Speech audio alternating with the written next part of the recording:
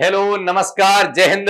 मेरे प्यारे लाडलो, आप सभी का मेजर कोचिंग क्लासेज के इस यूट्यूब चैनल पर हार्दिक स्वागत। क्रांतिकारी इस्तकबाल। आप सभी अपनी स्टडी को यूं ही मजबूत करते जाइएगा, क्योंकि भारत की पहचान हो तुम, जम्मू की जान हो तुम, सरहद का अरमान हो तुम, दिल्ली का दिल हो तुम और भारत का नाम हो तुम। भारत का नाम हो तुम भारत की भावी पीढ़ी हो, भारत का भविष्य हो। तो आइएगा, अपन आर्मी का वही पुनः प्रैक्टिस सेट को अपना आगे बढ़ाते हैं। आज अपना तीसरा प्रैक्टिस सेट आपके सामने है। तो चलिएगा, आज के प्रैक्टिस सेट का पहला क्वेश्चन आपके सामने है। सबसे पहले साइंस का पोर्शन रहेगा। पहला क्वेश्चन आपके सामने है, आवेश में किसका प्रवाह होता है? आवेश में किसका प्रवाह होता है?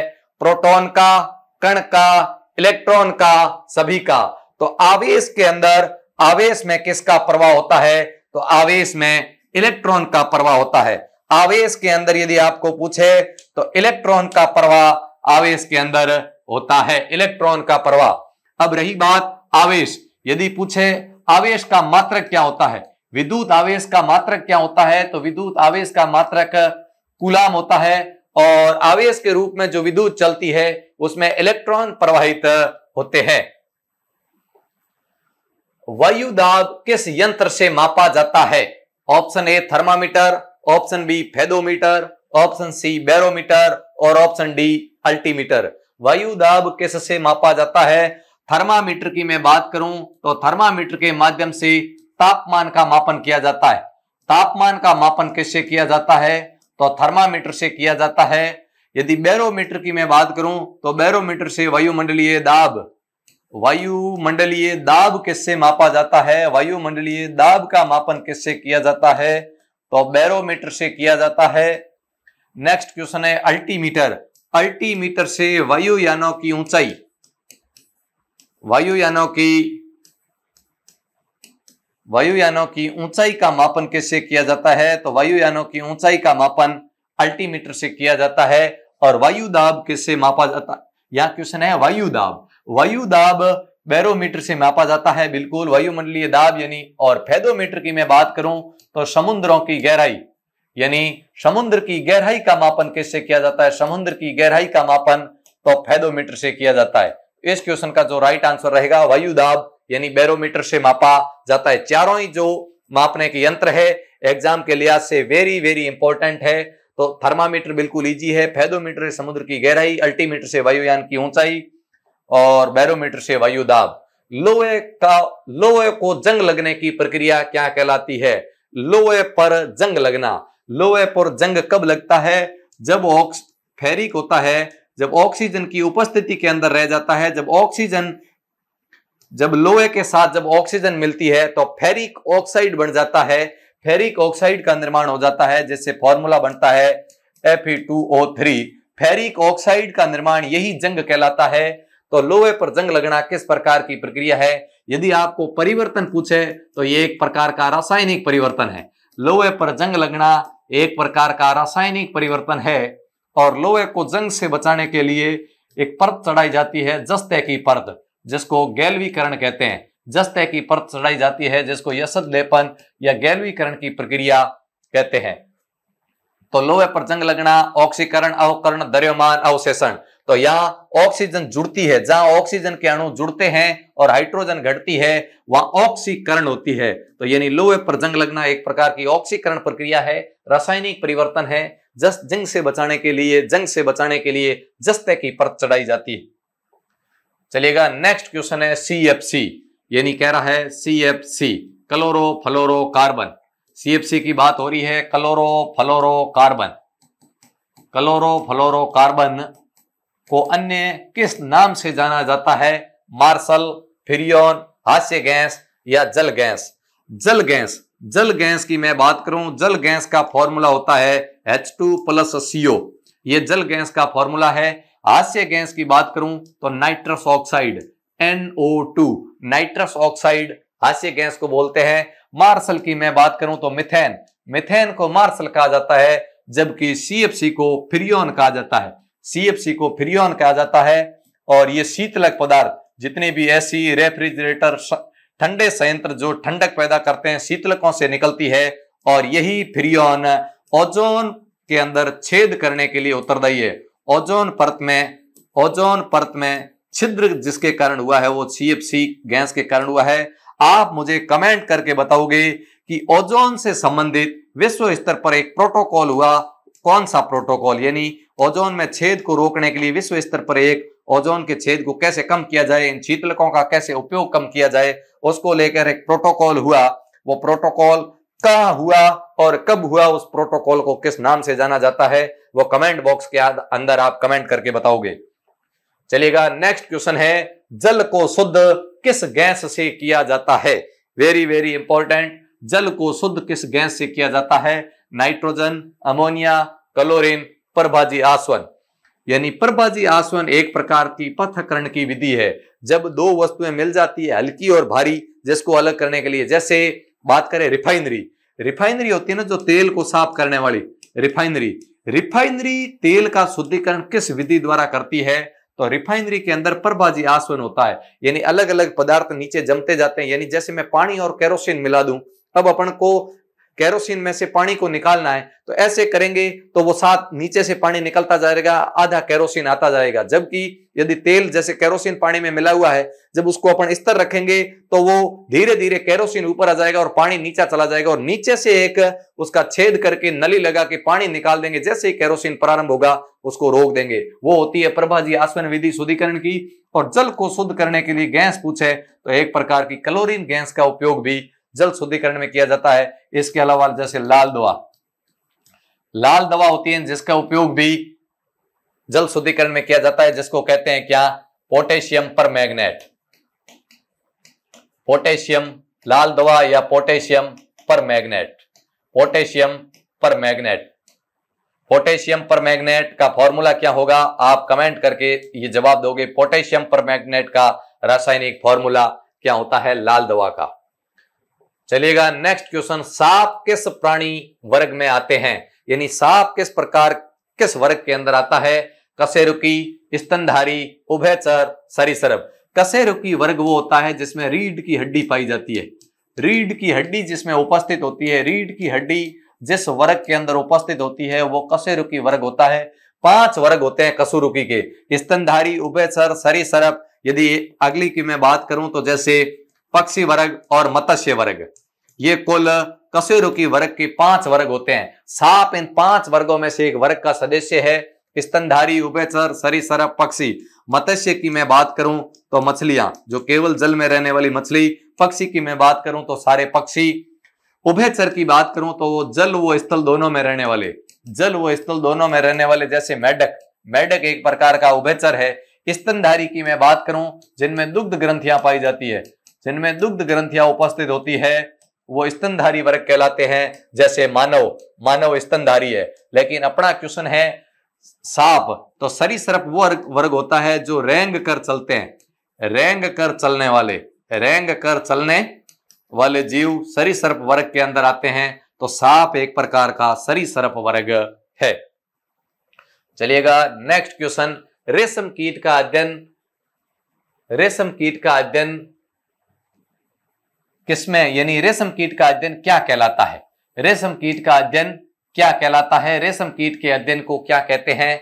फ्लोरिकल्चर, सेरिकल्चर, एपीकल्चर, इनमें से कोई नहीं। फ्लोरिकल्चर की मैं बात करूं तो फूलों का अध्ययन, फ्लोरिकल्चर फूलों का अध्ययन है। फ्लोरिकल्चर फूलों का अध्ययन। चेरिकल्चर की मैं बात करूं तो चेरिकल्चर बिल्कुल रेशम कीट का अध्ययन, रेशम कीट का पालन, जो रेशम कीट पालन का अध्ययन है वो चेरिकल्चर कहलाता है। एपीकल्चर की मैं बात करूं तो मधुमक्खी, एपीकल्चर मधुमक्खी का पालन है जो एपीकल्चर कहलाता है।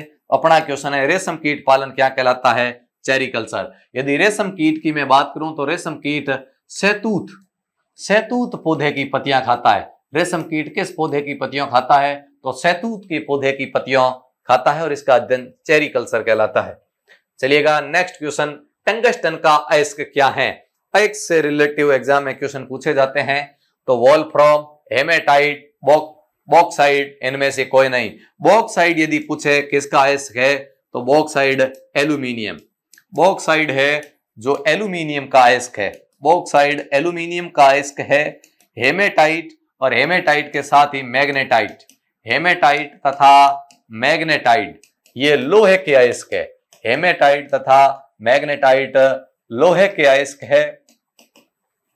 टंगस्टन, टंगस्टन की मैं बात करूं तो टंगस्टन का जो प्रतीक होता है वो W होता है। टंगस्टन का प्रतीक W होता है तथा बल्ब का जो फिलामेंट, बल्ब का फिलामेंट किससे निर्मित होता है? बल्ब का फिलामेंट या जिसको तंतु बोलते हैं, बल्ब का तंतु या फिलामेंट किससे बनता है? तो टंगस्टन से बनता है और टंगस्टन के अयस्क का नाम है वोल्फ्राम।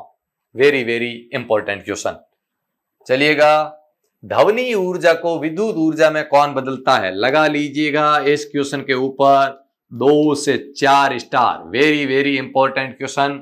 ध्वनि ऊर्जा को विद्युत ऊर्जा में कौन बदलता है? लाउड स्पीकर, माइक्रोफोन, डायनेमो, इनमें से कोई नहीं। डायनेमो कहो या जिसको अपन जनरेटर बोल सकते हैं। तो जनरेटर तो क्या करता है? घूम के लाइट बनाता है। यानी जनरेटर तो क्या करता है? यांत्रिक ऊर्जा को, किसको? यांत्रिक ऊर्जा को विद्युत ऊर्जा में बदलता है। डायनेमो है जो यांत्रिक ऊर्जा को विद्युत ऊर्जा के अंदर बदलता है। माइक्रोफोन क्या करता है? जैसे अपन बोलते हैं, जैसे मेरी आवाज माइक में जारी है, यानी ध्वनि ऊर्जा को ये केबल के अंदर कन्वर्ट करके मशीन में लेके जाता है। तो ध्वनि ऊर्जा को विद्युत ऊर्जा में कौन बदलता है? बिल्कुल माइक्रोफोन बदलता है। स्पीकर क्या करता है? मशीन से वो लेता है और फिर आवाज निकालता है। यानी मशीन से जब केबल के अंदर जाती है तो वो विद्युत होती है। यानी विद्युत ऊर्जा को लाउड स्पीकर विद्युत ऊर्जा को ध्वनि ऊर्जा में बदलने में सहायक है। विद्युत ऊर्जा को ध्वनि ऊर्जा में बदलता है लाउड स्पीकर, और माइक्रोफोन ध्वनि ऊर्जा को विद्युत ऊर्जा में बदलता है। चलिएगा, इंसुलिन हार्मोन की कमी से कौन सा रोग होता है? इंसुलिन हार्मोन की यदि बात करें, इंसुलिन, तो इंसुलिन हार्मोन अग्नाशय, इंसुलिन हार्मोन कहां पाया जाता है? तो अग्नाशय की बीटा कोशिका में। अग्नाशय के लैंगरहैंस द्वीप के अंदर अल्फा, बीटा और गामा कोशिकाएं पाई जाती है, जिसकी बीटा कोशिका के अंदर उपस्थित होता है इंसुलिन हार्मोन। इंसुलिन की कमी से क्षय रोग, मधुमेह रोग, एड्स रोग या हैजा, हैजा है जो जीवाणु जनित रोग है। हैजा एक जीवाणु जनित रोग है। एड्स एक वायरस जनित रोग है। क्षय रोग की बात करें, क्षय रोग भी एक प्रकार का जीवाणु जनित रोग है। इसको टीबी कहा जाता है और जिसके लिए बीसीजी का टीका लगाया जाता है। अपना क्वेश्चन है, इंसुलिन की कमी से कौन सा रोग होता है? तो इंसुलिन की कमी से मधुमेह रोग होता है। चलिएगा, नेक्स्ट क्वेश्चन आपके सामने, मेंडलिप की आवर्त सारणी किस पर आधारित है? मेंडलिप की आवर्त सारणी किस पर आधारित है? परमाणु भार, परमाणु संख्या, परमाणु द्रव्यमान, इनमें से कोई नहीं। तो मेंडलिप की आवर्त सारणी, अब देखो आवर्त सारणी, एक तो मेंडलिप की आवर्त सारणी है, तो मेंडलिप को आवर्त सारणी का जनक कहते हैं। मेंडलिप को क्या कहते हैं? आवर्त सारणी का, यदि जनक आपको पूछे आवर्त सारणी का जनक किसे कहते हैं? मेंडलिप को कहते हैं। वर्तमान में एक चल रही है आधुनिक आवर्त सारणी, वर्तमान में है आधुनिक आवर्त सारणी। आधुनिक आवर्त सारणी किसने दी? आधुनिक आवर्त सारणी दी हेनरी मोजले ने। आधुनिक आवर्त सारणी हेनरी मोजले ने दी। आधुनिक आवर्त सारणी परमाणु क्रमांक पर आधारित है। आधुनिक आवर्त सारणी जो है वो परमाणु क्रमांक पर आधारित है, जबकि मेंडलिप की आवर्त सारणी परमाणु भार पर आधारित है। चलिएगा, नेक्स्ट क्वेश्चन, संतरे में कौन सा विटामिन होता है?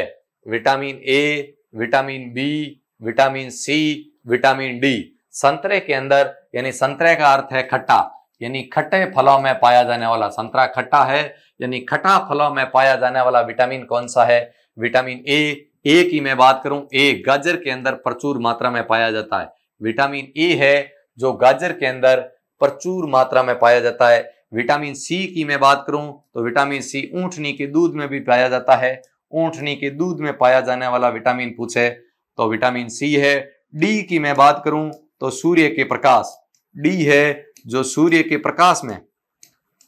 प्रकाश में पाया जाने वाला विटामिन पूछे तो विटामिन डी है। और खट्टे फलों में पाया जाने वाला भी विटामिन सी है। चलिएगा, नेक्स्ट क्वेश्चन, प्रकाश संश्लेषण सर्वाधिक किसमें होता है? प्रकाश संश्लेषण यानी पौधों में, पेड़ पौधों में भोजन बनाने की प्रक्रिया, पेड़ पौधों के अंदर जो भोजन बनाने की प्रक्रिया है वो प्रकाश संश्लेषण कहलाती है। पेड़ पौधे क्या करते हैं? पेड़ पौधे वायुमंडल में उपस्थित कार्बन डाइऑक्साइड तथा जल की सहायता से सूर्य की प्रकाश तथा क्लोरोफिल की उपस्थिति में पौधे अपना भोजन का निर्माण करते हैं। पौधे अपने भोजन का निर्माण करते हैं। ग्लूकोज बनता है C6H12O6 और H2O जल का निर्माण, और इसी के साथ ऑक्सीजन का निष्कासन होता है। यह पौधों के अंदर प्रकाश संश्लेषण की प्रक्रिया है। तो प्रकाश संश्लेषण की सर्वाधिक प्रक्रिया किसमें होती है? प्रकाश संश्लेषण की सर्वाधिक प्रक्रिया लाल रंग के अंदर होती है। चलिएगा नेक्स्ट क्वेश्चन। यदि 3 प्रतिरोध क्रमांक 4 ओम, 5 ओम और 20 ओम को समांतर क्रम में जोड़ दिया जाए तो प्रतिरोध क्या होगा? यानी आगे अपने और मैं इस टाइप का अगली स्लाइड के अंदर क्वेश्चन लूंगा, श्रेणी क्रम और समांतर क्रम में क्या डिफरेंस होता है। या अपने जोड़ने से रिलेटिव अंकी क्वेश्चन आया है, तो यहाँ एक बात को समझना, जब श्रेणी क्रम में जोड़ा जाता है, श्रेणी क्रम में 2 प्रतिरोध हो सकते हैं, 3 हो सकते हैं, 4 हो सकते हैं, तब तो क्या आता है, श्रेणी क्रम में जब जोड़ा जाता है तो R यानी प्रतिरोध, टोटल प्रतिरोध होता है R1 plus R2 plus R3। लेकिन जब इसको समानांतर क्रम में जोड़ा जाता है, समानांतर क्रम के अंदर जब जोड़ा जाता है तो जो R है वो 1/R बराबर 1/R1 plus 1/R2 plus 1/R3। तो इस क्वेश्चन में अपने समांतर क्रम में जोड़ा हुआ है और कुल प्रतिरोध बताना है, तो 1/R बराबर 1/4 प्लस 1/5 प्लस 1/20। अब देखिए इनको जोड़ते हैं, 4, 5 और 20 का लसब कितना आएगा? 20 आएगा। अब लसब के बाद 4 का भाग 20 में 5 बार, 5 का भाग 20 में 4 बार और 20 का भाग 20 में 1 बार और 1 गुणा, यदि 1 गुणा 1 तो ये आ गया कितना?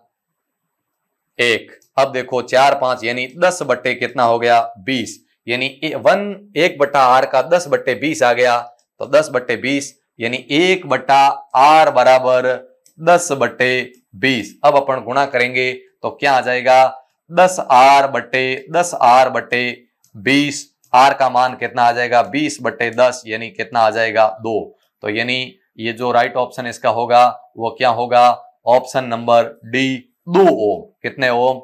इस क्वेश्चन का राइट आंसर रहेगा 2 ओम प्रतिरोध होगा। चलिएगा, रक्त की उपस्थिति में हीमोग्लोबिन किस जटिल से उत्पन्न होता है? यानी कहने का अर्थ यह है कि हीमोग्लोबिन के अंदर कौन सा जटिल धातु पाया जाता है? हीमोग्लोबिन में उपस्थित धातु कौन सी है? तांबा, चांदी, लोहा, सोना। तो कौन सी है? यदि मैं तांबे की केमिस्ट्री के संदर्भ में बात करूं, सोना है जो सर्वाधिक तन्य तथा आघात वर्धनीय धातु है। तन्य तथा आघात वर्धनीय धातु यदि आपको पूछे सर्वाधिक, तो वो सोना है। चांदी की बात करूं तो चांदी सर्वाधिक चालक धातु है। चांदी है जो सर्वाधिक चालक धातु यदि आपको पूछे तो वो चांदी है। अपना क्वेश्चन है, रक्त के हीमोग्लोबिन में कौन उपस्थित होता है? तो हीमोग्लोबिन के अंदर लोहा उपस्थित होता है। हीमोग्लोबिन आरबीसी के अंदर एक वर्णक पाया जाता है और हीमोग्लोबिन के कारण ही रक्त का रंग लाल होता है। रक्त का रंग लाल हीमोग्लोबिन के कारण होता है। हीमोग्लोबिन की जब कमी आ जाती है तो ऑक्सीजन तथा कार्बन डाई गैसों का परिवहन नहीं हो पाता है, जिससे एनीमिया बीमारी हो जाती है। ये क्वेश्चन थे अपने साइंस के। आगे जीके के क्वेश्चन आपको पंकज सर करवाएंगे। चलिएगा सर, वेलकम है आपका। Thank you sir, thank you. चलिएगा, हम अपने इस प्रैक्टिस सेट को आगे ले चल रहे हैं, जिसके अंदर आप अपना साथ दीजिएगा। और अभी हम बात करेंगे जीके के जितने भी महत्वपूर्ण क्वेश्चन है उनकी चर्चा करेंगे। तो चलिएगा, सबसे पहले बात करते हैं अपना पहला क्वेश्चन कौन सा है कि बांग्लादेश की राजधानी कौन सी है।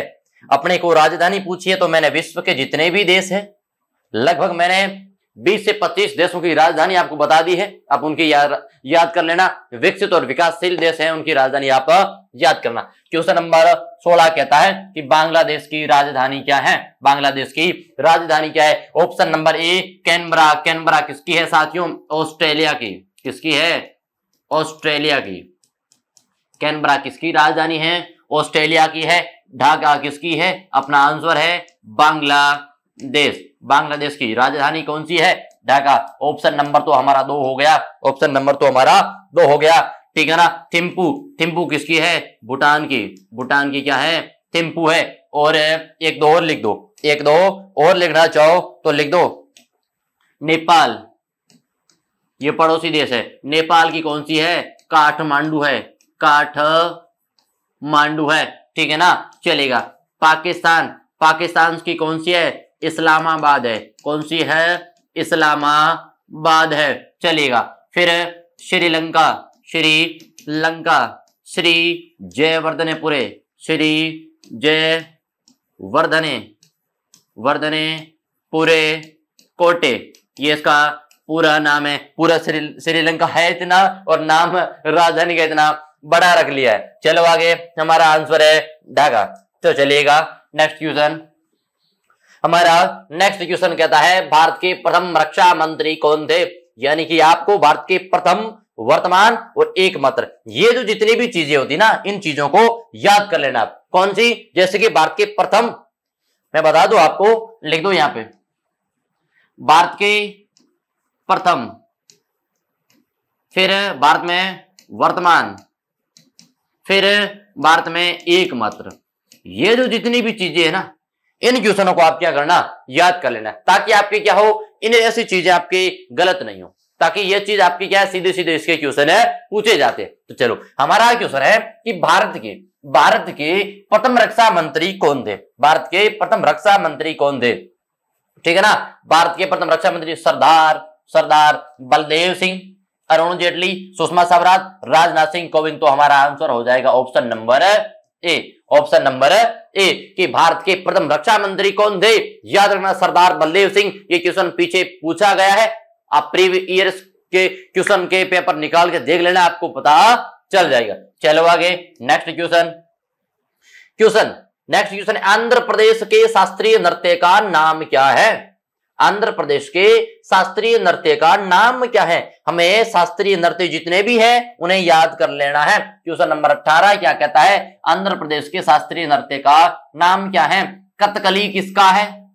कथकली, कुचिपुड़ी, यक्षगान और रहूफ, ये नृत्य आपको याद करने हैं, ठीक है ना। चलेगा, ये नृत्य आपको याद करने हैं। कथकली किसका है? केरल का। कथकली किसका है? केरल का है।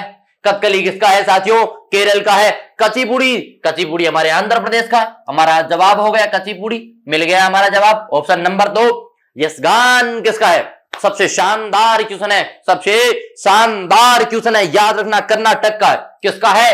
कर्नाटक का है। तो लिख दो, यक्षगान कहां का है भैया?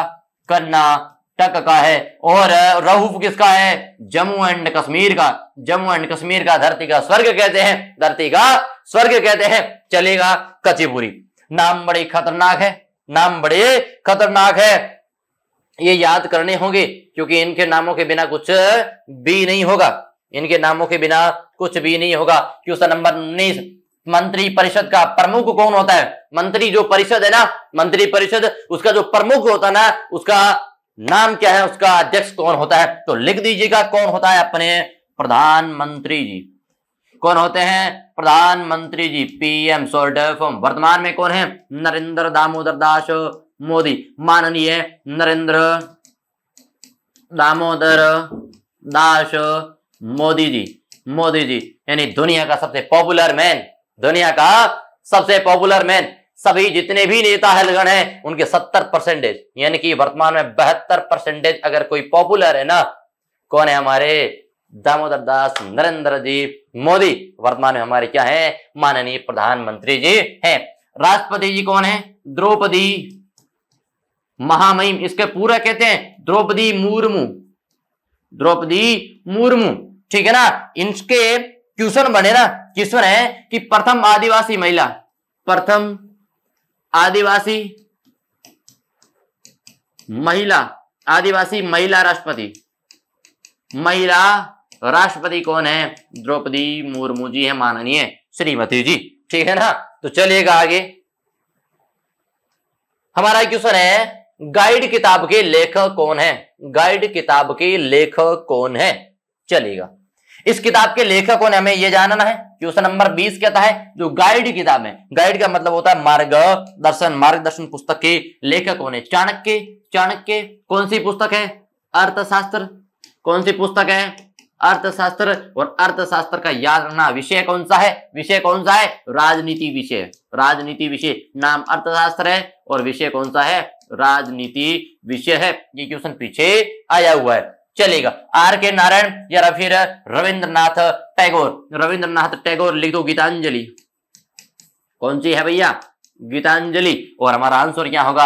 आर के नारायण महोदय जी हो गए। चलेगा आगे, नेक्स्ट क्वेश्चन।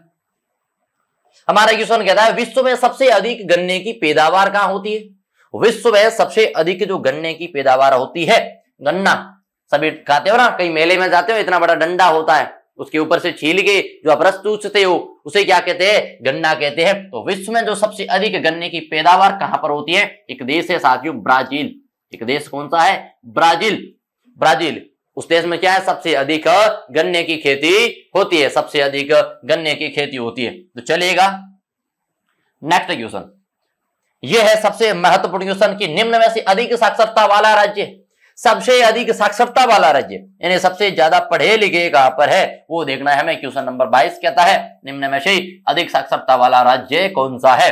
राज्य कौन सा है? तो चलेगा, देखो सबसे पहले बात करते हैं केरल। हमारा आंसर तो है केरल। केरल कितना है? कितना है? कितना है? 96.2%। 96.2%। कितने हैं? 96.2% लोग क्या है? वहां पर साक्षर है। सबसे कम बात करें, कम साक्षर वाला राज्य, कम साक्षरता वाला राज्य, कम साक्षरता वाला राज्य कौन सा है? बिहार है। कौन सा है? बिहार है। चलेगा, नेक्स्ट क्वेश्चन है गोल्फ खिलाड़ी विजय सिंह किस खेल के नागरिक, सॉरी किस देश के नागरिक है? याद रखना, पहले तो इनका खेल याद रखना। नाम है विजय सिंह। नाम क्या है? विजय सिंह। खेल कौन सा है? गोल्फ खेल। किस देश के नागरिक है? उस देश का नाम बताना है जिस देश के अंदर इस व्यक्ति ने क्या कहा है? गोल्फ खिलाड़ी है। तो चलेगा, उस देश का नाम क्या है? नाम छोटा सा है, फिजी। नाम है फिजी। विजय सिंह कहां के भैया? फिजी देश के हैं। चलेगा, भारत के भाला फेंक में गोल्ड मेडलिस्ट कौन है? कौन है? नीरज चोपड़ा। नीरज चोपड़ा, ठीक है ना। शूटिंग में गोल्ड मेडलिस्ट, शूटिंग में अवनी लखेरा। कौन है? अवनी लखेरा, ठीक है ना। चलेगा आगे, क्वेश्चन है भारत का बिस्मारक के नाम से किसे जाना जाता है? भारत का बिस्मारक उपाधि बड़ी ही शानदार है। 24 भारत का बिस्मारक के नाम से किसे जाना जाता है? चलेगा, लाल बहादुर शास्त्री, मोतीलाल नेहरू, सरदार पटेल, महात्मा गांधी। सरदार वल्लभ भाई पटेल लौह पुरुष कहते हैं, लौह पुरुष कहते हैं। भारत का बिस्मारक भी कहते हैं, भारत का बिस्मारक भी कहते हैं। Option number C. लेकिन लाल बहादुर शास्त्री याद रखना, इनकी उपाधि कौन सी है? इनकी उपाधि कौन सी है? लिख दो शास्त्री। कौन सी है? शास्त्री। फिर बात करें मोतीलाल नेहरू की इनकी उपाधि कौन सी है? देखो कहते पूरा नाम क्या? पंडित जवाहरलाल नेहरू, लेकिन यह है पंडित मोतीलाल नेहरू, ठीक है ना। इनकी देखो सबसे पहले याद रखना, नेहरू 3 से क्या है? नेहरू क्या है? नेहरू क्या है? कास्ट जात है, ठीक है ना। और पंडित क्या है? इनका कुटुंब है। पंडित क्या है? इनका कुटुंब है। चले, सरदार वल्लभ भाई पटेल लिख दो लौह पुरुष, लौह पुरुष। फिर लिख दो आयरन लेडी, आयरन लेडी कौन है? इंदिरा गांधी, इंदिरा गांधी, इंदिरा गांधी। महात्मा गांधी लिख दो राष्ट्रपिता, राष्ट्रपिता बापू और बापू। इनकी क्या है? उपाधियां हैं। चले, सरदार वल्लभ भाई पटेल। चलो, भारत का बिस्मारक यानी कि बिस्मारक कौन था जिसने लो रक्त की नीति अपनाई? तो किस दिल्ली सल्तनत के किस शासक को? आपसे क्वेश्चन है कि दिल्ली सल्तनत के किस शासक को? दिल्ली सल्तनत के किस शासक को क्या उसने लौ वैरत की नीति अपनाई थी, उस शासक का नाम बताओ, कमेंट बॉक्स के अंदर है, बता देना। चलो नेक्स्ट क्वेश्चन। क्वेश्चन है भारत के ग्रैंड ओल्ड मैन के नाम से किसे जाना जाता है? ग्रैंड ओल्ड मैन के नाम से किसे जाना जाता है? उसकी ट्रिक याद रखना ना, इसकी ट्रिक है ग्रैंड ओल्ड मैन। ओल्ड कौन होते हैं? हमारे दादाजी। ओल्ड कौन होते हैं? हमारे दादाजी। तो मैं यह याद रखना है कि ग्रैंड ओल्ड मैन के नाम से किसे जाना जाता है? दादा भाई नौरोजी को, दादा भाई नौरोजी को जाना जाता है। चलेगा नेक्स्ट क्वेश्चन, चलेगा। क्वेश्चन नंबर है अक्षरधाम मंदिर किस राज्य में स्थित है? अक्षरधाम जो मंदिर है ना वो किस राज्य के अंदर है, वो राज्य बताना है। अक्षरधाम मंदिर किस राज्य में स्थित है? याद रखना अक्षरधाम मंदिर दो है, एक तो गुजरात में है, एक गुजरात में है और एक दिल्ली में है। एक कहां पर है? दिल्ली में। दोनों ऑप्शन में आएंगे नहीं, इनमें से एक आए वो करना है। चलो नेक्स्ट क्वेश्चन है भारत में राष्ट्रपति पद के लिए कम से कम आयु कितनी होनी चाहिए? भारत में राष्ट्रपति बनने के लिए, राष्ट्रपति यानी कि प्रेसिडेंट बनने के लिए कम से कम आयु कितनी होनी चाहिए? कम से कम आयु कितनी होनी चाहिए? ठीक है ना, 30 वर्ष, 25 वर्ष, 35 वर्ष, 18 वर्ष। चलेगा, हमारा जवाब हो गया 35 ईयर। लेकिन ये बता दो आपको, मैं जो के नाम लिखाऊं आप उनके बता देना। चलो, प्रधानमंत्री बनने के लिए, ठीक है ना, राष्ट्रपति हो गया, उपराष्ट्रपति बनने के लिए, फिर लिख दो राज्यपाल बनने के लिए, सीएम मुख्यमंत्री बनने के लिए, ठीक है, और लिख दो महान्यायवादी यानी कि जज यानी न्यायवादी बनने के लिए। इसमें समय है कि नहीं है? महान्यायवादी। इनके ईयर लिखे आ जाना, कितने साल के, कितने साल के, कितने साल के, कितने साल के और कितने साल के बन सकते हैं। कमेंट बॉक्स के अंदर सभी का प्रधानमंत्री लिख के एज, उपराष्ट्रपति लिख के एज, राज्यपाल लिख के एज, सीएम लिखे एज इनकी लिख देना। चलो नेक्स्ट हमारा क्वेश्चन है 30 यानी अंतिम क्वेश्चन है निम्न में से इंडिया गेट किस शहर में स्थित है? निम्न में से इंडिया गेट किस शहर के अंदर स्थित है? चलो, मुंबई, जयपुर, आगरा, दिल्ली, ठीक है ना, मुंबई, जयपुर, दिल्ली और आगरा। इनमें से इंडिया गेट है ना वो कहां पर है? नई दिल्ली। कहां पर है? नई दिल्ली के अंदर स्थित है। हमारा ऑप्शन नंबर, आगरा में क्या है? आगरा में क्या है? ताजमहल। ताजमहल किसने बनाया है? दोबारा लिख दो, कल लिखा था शाहजहां महोदय ने बनाया है, ठीक है ना। किसके लिए बनाया? अपनी बेगम मुमताज के लिए बनाया है। किसके लिए बनाया है? मुमताज के लिए बनाया है। ताजमहल की बात करूं, 20 साल लगे हैं, 20 साल लगे हैं, 20,000 मजदूरों ने काम किया था, मजदूरों ने काम किया था। और बात करें इनका वास्तुकार कौन था? उस्ताद अहमद लाहौरी। अहमद लाहौरी, उस्ताद अहमद लाहौरी और उस्ताद ईसा खान। उस्ताद ईसा खान, उस्ताद ईसा खान। दिन में 3 रंग बदलता है, 3 रंग बदलता है, ठीक है ना, वो मैंने आपको बता दी है, वो आपको मैंने बता दी है। चलेगा, जयपुर को क्या कहते हैं? Pink city. पिंक सिटी याद रखना। जयपुर की स्थापना किसने की थी? ये थोड़ा हो सके तो बता देना, ठीक है ना। मुंबई कहां पर है? महाराष्ट्र, ठीक है ना। तो ये हो गए हमारे जीके के क्वेश्चंस, ठीक है ना। तो फिर अगला क्वेश्चन की बात करते हैं। कौन सा राज्य है भारत क्षेत्रफल के आधार पर क्या है? सबसे बड़ा है। क्षेत्रफल के आधार पर सबसे बड़ा राज्य, क्षेत्रफल के आधार पर सबसे बड़ा राज्य। चलो, ये तो कौन सा है? आपनो राजस्थान है। आपनो राजस्थान है क्षेत्रफल में सबसे बड़ा। क्षेत्रफल में सबसे बड़ा। सबसे छोटा कौन सा है? सबसे छोटा कौन सा है? क्षेत्रफल में सबसे छोटा कौन सा है? लिख दो गोवा। गोवा क्षेत्रफल में सबसे छोटा, क्षेत्रफल में सबसे छोटा, क्षेत्रफल में सबसे छोटा राज्य, ठीक है ना। चलेगा, नेक्स्ट एक बार राजधानी लिख दो। केरल, उत्तर प्रदेश और मध्य प्रदेश, यानी कि जितने भी राज्य है वर्तमान में उन राज्यों की राजधानी याद करके आनी है, मतलब आना है। केंद्र शासित प्रदेश, देश, इनकी राजधानी और देशों के प्रधानमंत्री, और न हो तो राजधानी और मुद्रा तो याद करने ही करने। चलेगा,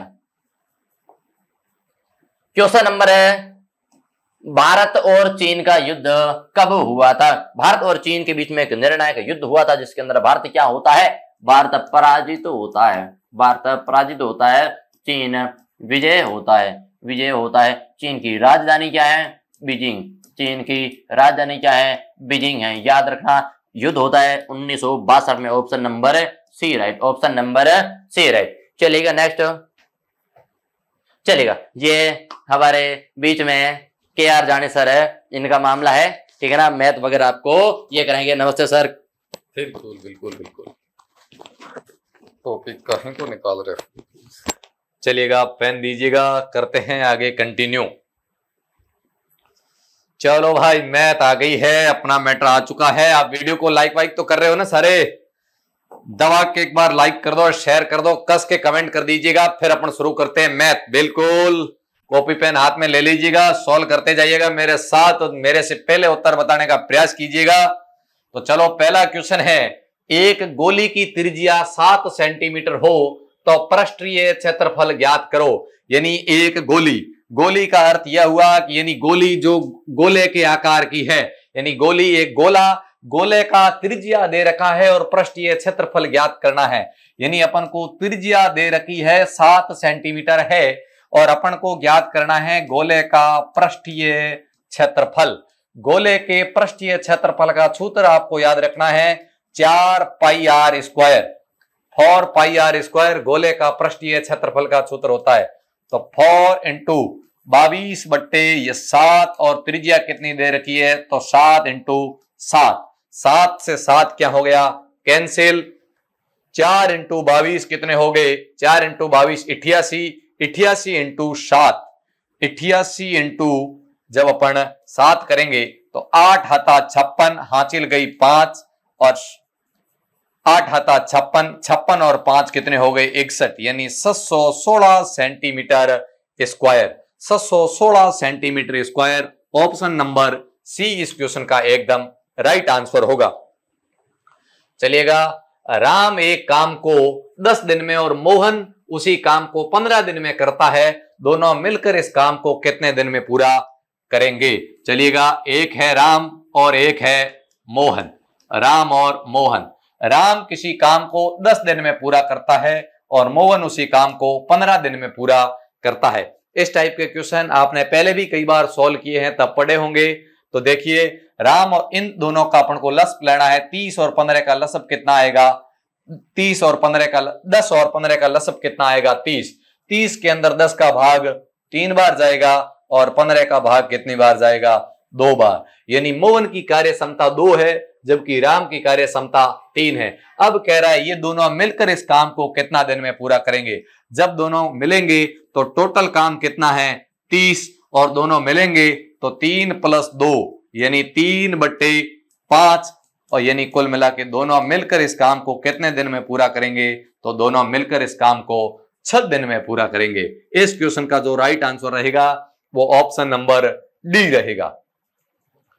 चलिएगा, नेक्स्ट क्वेश्चन है, किन्हीं दो संख्याओं का योग 25 है और उनका अंतर 13 है, दोनों संख्याएं ज्ञात कीजिए। इसके अंदर आपको मैं मेथड से भी करवा सकता हूं और ये क्वेश्चन उससे भी बेहतर यदि करना चाहे तो बाई ऑप्शन तरीके से आराम से हो सकता है। यानी जोड़ में 25 और अंतर कितना है? 13। 14, 11, 25 होते हैं लेकिन अंतर 13 नहीं है, ये ऑप्शन हो नहीं सकता। 21 और 4 की बात करें, योग तो 25 हो रहा है लेकिन यदि अंतर की बात करें 21 में से जब 4 जाते हैं से 17 बचते हैं, ये भी नहीं हो सकता। 12 और 13 का अंतर 1 है, ये भी नहीं हो सकता। 19 और 6 जोड़े तो 25 और अंतर इनके बीच में 13 का, तो question number option number D इसका एकदम राइट होगा। यदि आप विधिवत तरीके से करना चाहते हो तो माना पहली संख्या x है दूसरी y है, x + y क्या होगा? 25 होगा और x - y क्या होगा? 13 होगा। अब अपन प्रथम समीकरण में से दूसरा समीकरण जब जोड़ते हैं तो x और x तो कितने हो गए? 2x और y प्लस का और माइनस का कैंसिल हो गया, ये दोनों जुड़े 25 और 13। 25 और 13 कितना होगा भाई?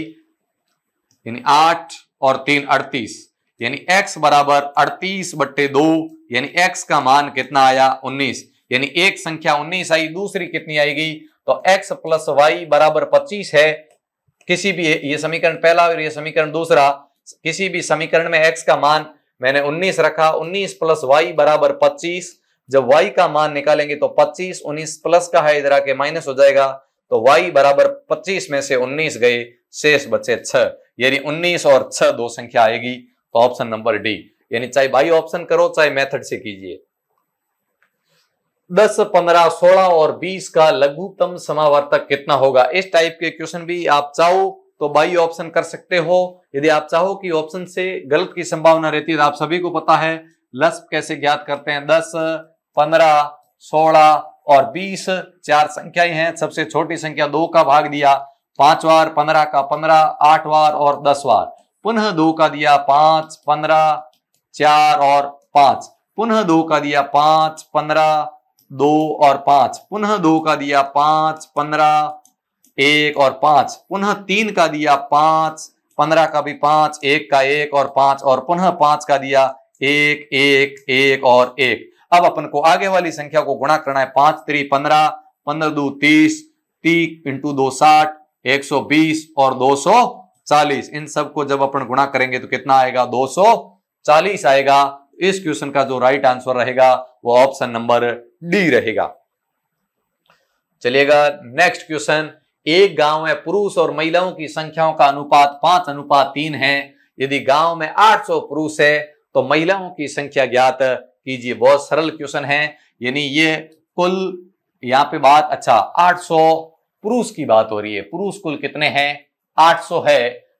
पुरुष कुल गांव में 800 है, तो महिलाओं की संख्या ज्ञात कीजिए। यानी आप समझिए, यानी ये मैंने लिखा पुरुष और ये मैंने लिखा महिला।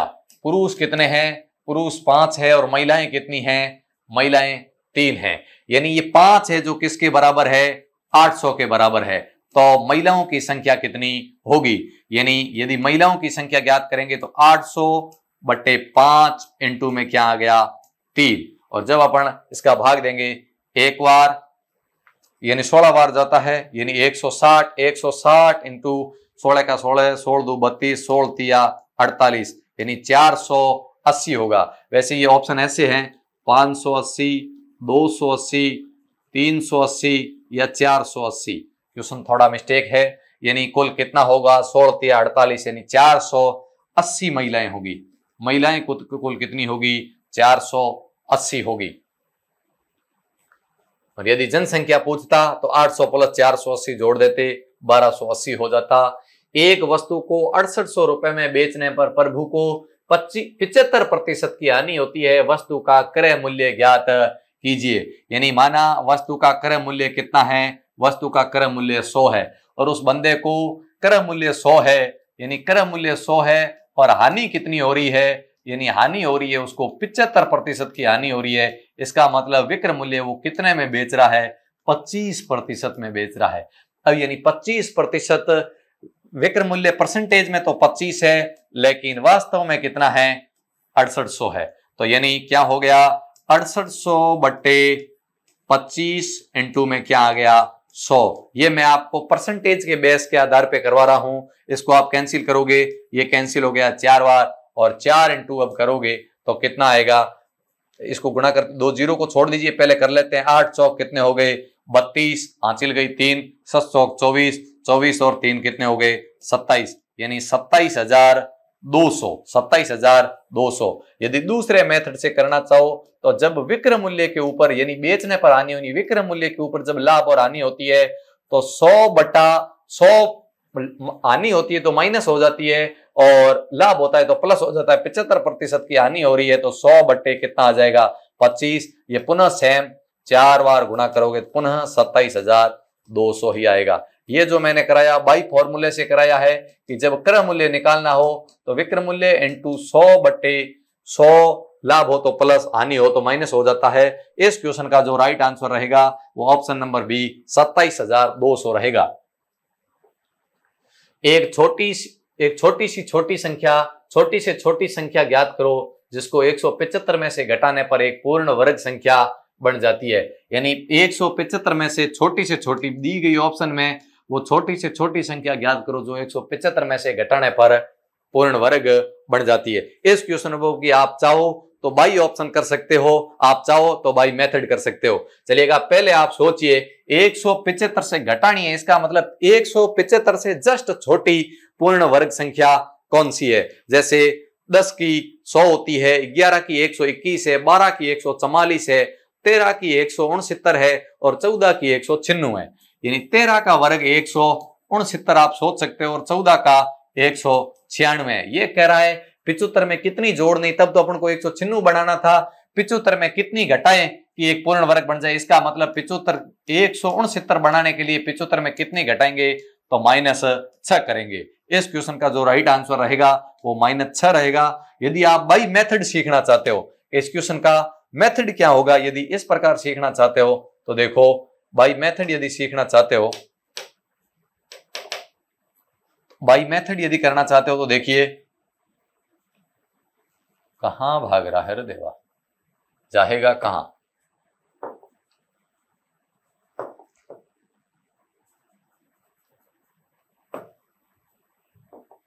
बाई मेथड जैसे मैं यहां कर देता हूं, ये मान नहीं रहा है मेरे से। यानी 175 का आप भाग विधि से हल कीजिए। भाग विधि से हल करोगे तब आपके सामने आएगा, पीछे से जोड़ा बनता है, 2 का जोड़ा बन गया 1, 1 इंटू 1 आ गया, शेष बचा 0 और पीछे उतर गया 75, 1 यहां लग गया, 1 और 1 कितने हो गए 2। अब अपन को पता है कि 75 घटानी है, इसलिए 75 ज्यादा पड़ रहा है, तो ऐसी एक संख्या लो, या तो 75 तो आएगा नहीं इसलिए घटाने का ऑप्शन बनता नहीं, 75 से जस्ट छोटी। यदि मैं यहाँ पे 2 रखूं तो 44, 3 रखूं तो 23, 23 इंटू 3 करता हूं मैं, यदि 23 इंटू 3 तो कितने होते हैं, 23 इंटू 3 करता हूं तो 69 होते हैं। मैंने यहाँ 3 रखे, यानी यहां पर भी 3 रखा तो आ गए 69। 75 में से 69 गए तो 6 शेष बच गए। यानी कम से कम कितना घटाया जाए कि पूर्ण वर्ग संख्या बढ़ जाए तो 6। इस क्वेश्चन को मैंने आपको बाई ऑप्शन से भी करवा दिया है और बाई मेथड से भी आपके सामने हो चुका है। चलिएगा, नेक्स्ट क्वेश्चन, एक संख्या में वही संख्या तथा 5 जोड़ने पर उत्तर 17 आता है तो वो संख्या ज्ञात कीजिए। तो माना वो संख्या x है, माना वो संख्या x है, यानी एक संख्या में वही संख्या यानी x में x जोड़े तथा 5 जोड़े संख्या जिसका उत्तर 17 प्राप्त हो जाता है। x plus x 2x plus 5 बराबर 17, 2x बराबर 17, 5 प्लस का है इधर आके माइनस हो गया, 2x बराबर 17 में से 5 गया, शेष बचा 12, x बराबर 12/2 यानी 12 में 2 का भाग 6 बार जाएगा, 12 में 2 का भाग 6 बार। इस क्वेश्चन का जो राइट आंसर रहेगा वो संख्या 6 होगी। 6 6 12, 12 5 17। एक मोटरसाइकिल 140 किलोमीटर की दूरी 18 सेकंड में तय करती है तो किलोमीटर प्रति घंटे में चाल ज्ञात कीजिए। अब बताओ चाल का फॉर्मूला क्या होता है, दूरी बटा समय, दूरी बटा समय। 140 मीटर की दूरी 18 सेकंड में तय करती है। ये तो मीटर है और ये सेकंड है, ये तो जो आंसर आएगा वो मीटर प्रति सेकंड में आएगा। लेकिन जब मीटर प्रति सेकंड की कोई चाल होती है, मीटर प्रति सेकंड को जब किलोमीटर प्रति घंटे में बदलना होता है तो हमेशा यानी जैसे मानो x मीटर प्रति x किलोमीटर, x कोई आंकड़ा है, x मीटर प्रति सेकंड चाल है जिसको किलोमीटर प्रति घंटे में बदलना है तो x इंटू 18/5 से गुणा करते हैं तब किलोमीटर प्रति घंटे में आ जाती है। बिल्कुल भूलना नहीं है, जब किलोमीटर प्रति घंटे में बदलो, किलोमीटर बड़ा होता है और मीटर छोटा होता है। जब बड़े में बदलनी होती है तो बड़े वाला ऊपर और जब छोटे में बदलनी होती है तो छोटे वाला ऊपर। तो चलिएगा, इसको अपन को किलोमीटर प्रति घंटे में बदलना है तो 18 बट्टा क्या करना है 5 करना है, तो सीधी किलोमीटर प्रति घंटे के अंदर ये अपनी चाल आ जाएगी। तो देखिए 18 से 18 क्या हो गया, कैंसिल हो गया और 5 का भाग अब दीजिए, 14 में गया 2 बार, 14 में 2 शेष बचे 4, 40 के अंदर चला गया 8 बार, तो 28 किलोमीटर प्रति घंटा, 28 किलोमीटर प्रति घंटा इस मोटरसाइकिल की चाल होगी, 28 किलोमीटर प्रति घंटा। चलिएगा, नेक्स्ट क्वेश्चन है 500 रुपए पर 15%, 5000 रुपए पर 15% की वार्षिक दर से 10 वर्ष का साधारण ब्याज कितना होगा। बिल्कुल इजी क्वेश्चन है, आप सभी को पता है सिंपल इंटरेस्ट यानी साधारण ब्याज का फॉर्मूला होता है मूलधन इंटू समय इंटू दर बटे 100। तो अपने सामने बहुत इजी क्वेश्चन है, मूलधन दे रखा है, दर दे रखी है, समय दे रखा है, ब्याज ज्ञात करना है। तो मूलधन कितना, मूलधन 5000 इंटू 15 इंटू 10 बटे 100। 2 जीरो से 2 जीरो कैंसिल हो गए। अब बात करते हैं, यानी 15 पाउंड कितने हो गए 75, 15 पाउंड 75 और 2 जीरो पीछे लग गए यानी 75, यानी 7500। जो वार्षिक ब्याज बनेगा वो कितने रुपए बनेगा, 7500 रुपए ब्याज बनेगा। बिल्कुल इजी है, मूलधन इंटू समय इंटू दर। चलिएगा 21 का वर्ग है, बहुत इजी क्वेश्चन है। 21 का वर्ग क्या होगा, यानी 21 इंटू 21। वैसे अमूमन 20 तक आपको याद रखना ही रखना है। 21 का वर्ग कितना होता है, तो 21 का वर्ग 441 होता है। चलिएगा नेक्स्ट क्वेश्चन। एक चुनाव में 2 उम्मीदवार खड़े थे, जीतने वाले उम्मीदवार को 58% वोट मिले, वो 4320 वोटों से जीत गया, तो कुल वोट ज्ञात कीजिए। अब देखिए, माना पूरे गांव के अंदर 100% वोट थे, जिसमें 2 व्यक्ति खड़े हुए, एक व्यक्ति विजेता यानी जीतने वाला और एक विजेता और यह हारने वाला, यानी 2 ही थे। तो विजेता और उपविजेता वैसे रह गई वो, यानी ये विजेता और यह हारने वाला। अब देखो, विजेता को 58% वोट प्राप्त हुए, विजेता ने कुल वोटों का 58% वोट प्राप्त किए, तो कुल वोट 42, कुल वोट 100% थे। तो बताओ हारने वाले को कितना आएगा, जब 100 में से 58 गया तो शेष कितना बचेगा, तो शेष हारने वाले को 42% वोट प्राप्त हुए। अब जीतने वाला 4320 वोटों से जीत गया, यानी जीतता कब है, जब दोनों का डिफरेंस हो, ज्यादा वाले से कम वाले को जितने कम आएंगे उसी से ही तो जीत होगी। तो अपन पता कर लेते हैं परसेंटेज में तो कितना फर्क है, यानी 58 में से 42 गया तो शेष कितना बचेगा, 58 में से 42 जाएगा तो 8 1 8 ये, यानी परसेंटेज में तो कितना है 16% का अंतर है, जबकि वास्तव में कितना है 4320 का अंतर है। और ये मेथड मेरे प्रत्येक क्वेश्चन के अंदर हमेशा यही रहता है, तुलनात्मक, जिसमें कोई नया नहीं है। यानी 16% 4320 के बराबर है, तो 1 का मान कितना होगा 4320 बट्टे 16। एक कुल वोट ज्ञात करने, कुल 100 है, इसलिए मल्टीप्लाई कर दिया किससे, 100 से। अब देखिए आगे आप चाहो उससे कर सकते हो, जैसे मैंने 4 से काट दिया सीधा, तो 25 से अलग गुणा करना पड़ेगा। चलिएगा 4 से काट देते हैं, ये 25 और ये कितना आ गया 4। अब अपन 4 से करते हैं, 4 का भाग 4 में एक बार, 32 में गया, 8 बार 8 चौक 32 और पीछे 0, यानी 1080 इंटू क्या करना है 25, 1080 इंटू 25 करना है। तो क्या आएगा भाई, 8 पंजो 40,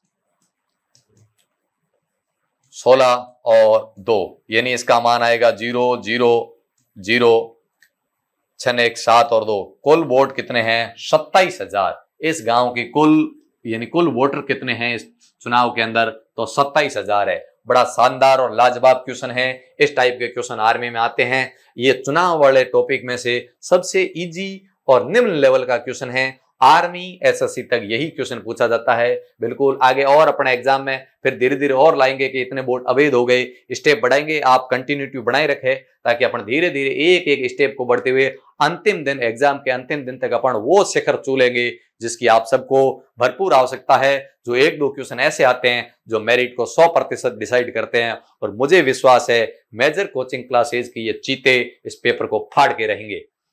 चलिएगा नेक्स्ट क्वेश्चन हल करो। 81:810, यानी इसका कहने का अर्थ यह है, ऑप्शन को देखकर लग रहा है ये क्वेश्चन कहना चाहता है सरल रूप बनाओ। सरल रूप बनाइए, क्योंकि ऑप्शन में और कुछ नहीं है, सब सरल रूप दे रखा है। तो 81:810 का सरलतम रूप बनाओगे। 81 का भाग 81 में एक बार और 810 में 10 बार। इस क्वेश्चन का जो राइट आंसर रहेगा वो ऑप्शन नंबर ए रहेगा। चलिएगा नेक्स्ट क्वेश्चन 9, 12, 18 का लघुत्तम समावर्तक निकालो, यानी इन तीनों का लसअप। सबसे पहले इन क्वेश्चनों को करने में बिल्कुल आपको टाइम नहीं निकालना है। एलसीएम होता क्या है, ये कंसेप्ट आपको समझना बहुत जरूरी है। एलसीएम वह छोटी से छोटी संख्या ये समझोगे ना तो आप कभी भी क्वेश्चन को वो छोटी से छोटी संख्या जिसमें दी हुई संख्याओं का भाग पूरा पूरा जाए, जिसमें दी हुई संख्याओं का भाग पूरा पूरा जाए तो वो कहलाती है एलसीएम यानी लसअप। अब आप देख के सोचो 9, 12, 18 का भाग क्या 24 में 18 का भाग जाता है? नहीं। 30 में क्या जाता है? नहीं। 26 में क्या जाता है? नहीं। 36 में बिल्कुल 9 का 4 बार, 12 का 9 का 4 बार, 12 का 3 बार और 18 का 2 बार। इस क्वेश्चन का जो राइट आंसर रहेगा वो 36। ये भी कहानी आपको समझ में नहीं आती है तो आप इनका लस्प निकाल दीजिए। ये तो बिल्कुल इजी है, कोई दिक्कत नहीं है। इस सबसे पहले 2 का भाग दिया, 9 के 9 आए, 6 आए, 6 आए और 9 आए। फिर 2 का दिया, 9 के 9, 3 और 9 आ गए। पुनः 3 का दिया, 3, 1 और 3 आ गया और पुनः 3 का दिया, 1, 1 और 1। अब आगे वाली संख्या को 3 × 3 9, 9 2 18 और 18 2 36। इस क्वेश्चन का राइट आंसर 36 होगा।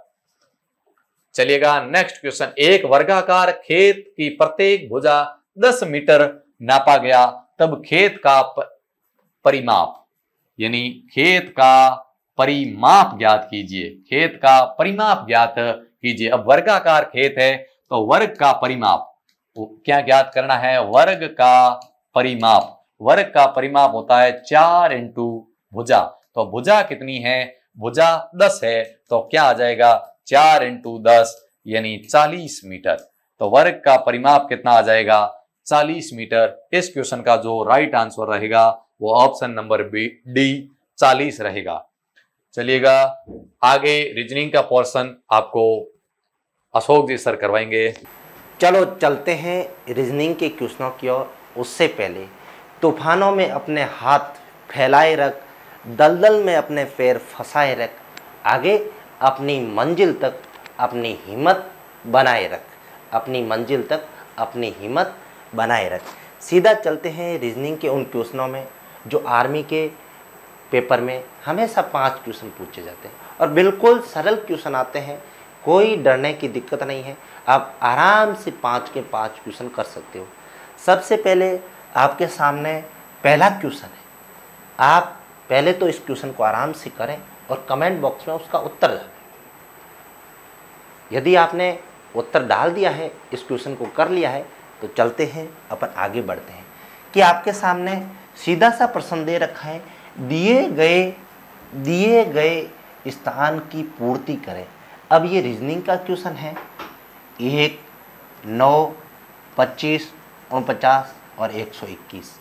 सीधी सी बात है, 1 का वर्ग 1 कर रखा है, फिर 2 को छोड़ रखा है और फिर 3 का वर्ग कर रखा है, तब आए हैं 9। फिर 4 को छोड़ रखा है और फिर 5 को वर्ग किया है, तब आए हैं 25। लगातार श्रृंखला आगे बढ़ रही है।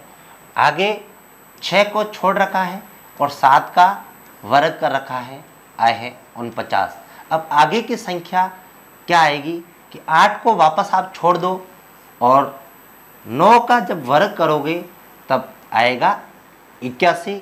और आगे सीधी सी बात है, 10 को छोड़ रखा है और 11 का वर्ग कर रखा है, तब आ रखा है 121। लेकिन जिस खाली जगह पे जो सेट हो रहा है वो 81 है। इस क्वेश्चन का राइट आंसर सी होगा। अगले क्वेश्चन पे चलते हैं। सबसे पहले तो इस क्वेश्चन को आप बारीकी से समझें और समझकर इस क्वेश्चन का उत्तर कमेंट बॉक्स में डालें।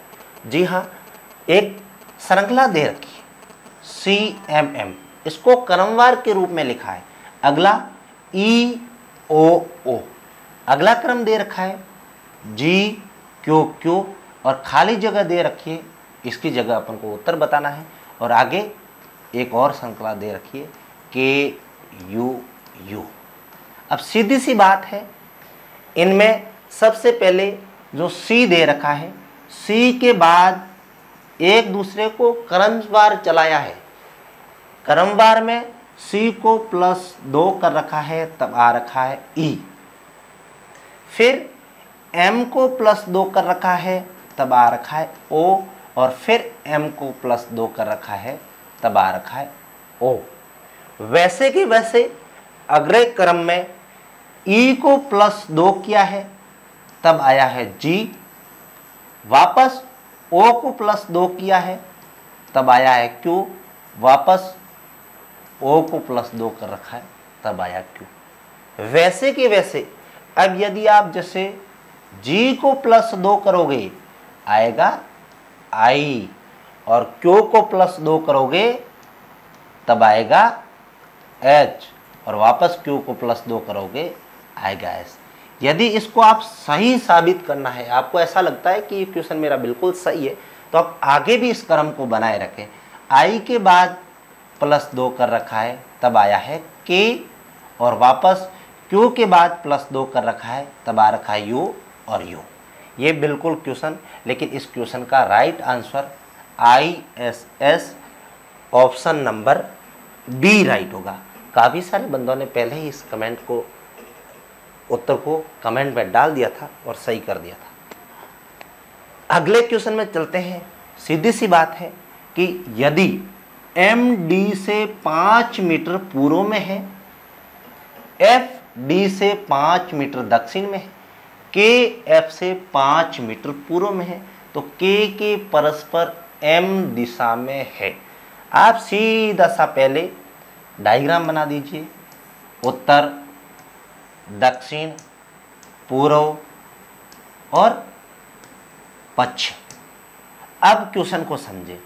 MD से 5 मीटर पूर्व में है, यदि ये M और ये D, सीधा सा क्रम बैठ गया कि MD से 5 मीटर पूर्व में है। आगे दे रखा है FD से 5 मीटर दक्षिण में है।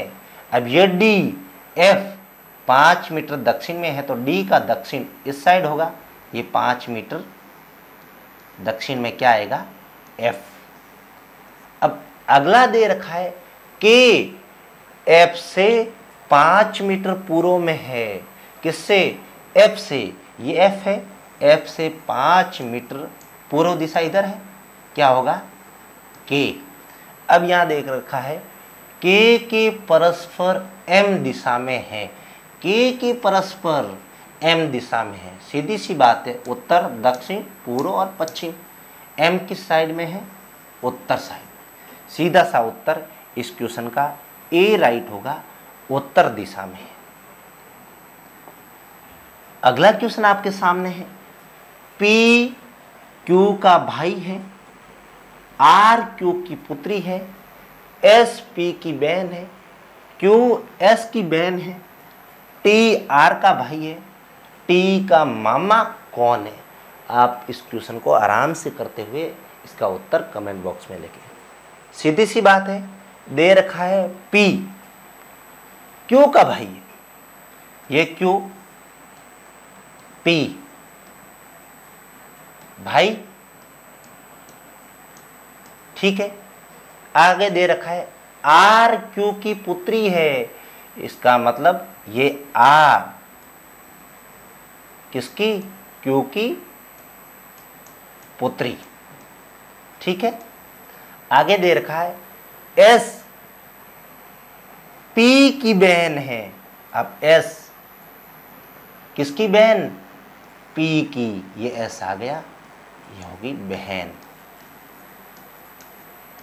आगे दे रखा है Q S की बहन है, इसका मतलब सीधी सी बात है Q S की बहन है। आगे दे रखा है T R का भाई है।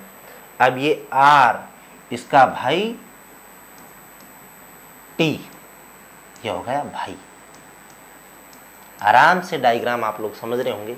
अब आगे दे रखा है T का मामा कौन है, इसका मतलब ये तो तीनों Q P S भाई बहन होंगे। सीधी सी बात है, ये इसका भाई है। तब पहले तो ध्यान नहीं लग रहा था भाई ये कौन हो सकता है, पर सीधी सी बात है ये माता है। अब इसका संबंध क्वेश्चन में दे रखा है T का मामा कौन है, सीधी सी बात है T का मामा P होगा। राइट आंसर D, ठीक है। अगले क्वेश्चन में चलते हैं। यदि बीते हुए परसों को मंगलवार था तो आने वाले परसों का कौन सा दिन होगा? सीधी सी बात है, आज। ठीक है, कल और ये परसों। परसों क्या वार था? मंगलवार। क्या था? मंगलवार। मंगल के बाद कौन सा आएगा? बुध। और आज गुरु। अब दे रखा है आने वाले परसों, यानी आज है, फिर कल और परसों। आज गुरुवार है, कल शुक्रवार होगा और परसों शनिवार होगा। इस क्वेश्चन का राइट आंसर ए ऑप्शन सही है, शनिवार। आशा करता हूँ ये पूरे के पूरे 50 प्रैक्टिस सेट आपको इस मेजर टीम के द्वारा, मेजर कोचिंग क्लासेस की पूरी फैमिली के द्वारा अच्छे से समझाई होगी। आप आराम से इस क्लास के ऊपर प्यार बनाए रखें, यूं ही बने रहें। जय हिंद, जय भारत, वंदे मातरम।